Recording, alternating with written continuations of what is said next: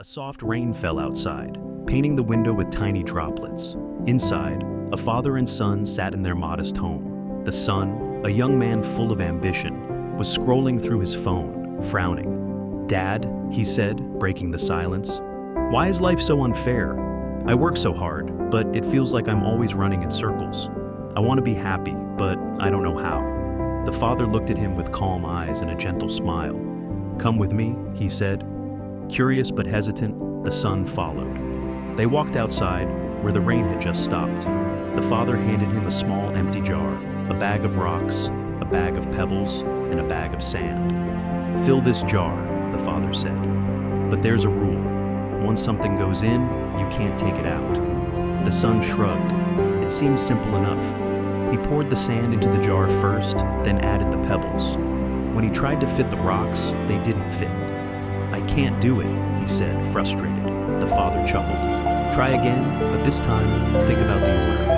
The son emptied the jar and started over. This time, he put the rocks in first, then the pebbles, and finally the sand. Everything fit perfectly. "What does this mean?" the son asked, puzzled. The father placed a hand on his shoulder. "The jar is your life. The rocks are the most important things. Your health, your family, your true passions. The pebbles are important but not essential, like your job or your home. The sand is everything else, the small stuff that fills your day. If you fill your life with the small things first, there's no room for what really matters." The son's eyes widened as he stared at the jar. "So, I've been focusing on the wrong things?" The father nodded. "Happiness isn't about doing more or having more. It's about knowing what truly matters and giving it the space it deserves."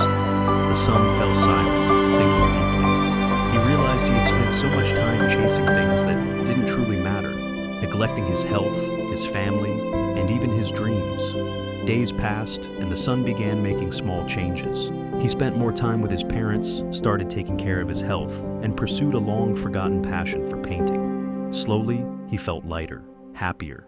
One evening, as they sat together, the son turned to his father. "Thank you for teaching me that happiness isn't out there somewhere. It's here, in the way we choose to live." The father smiled, his eyes twinkling. "Remember, life is like the jar. Always make room for the rocks first." And in that moment, the son understood that true happiness was not something to find, but something to create. One choice, one day, one rock at a time.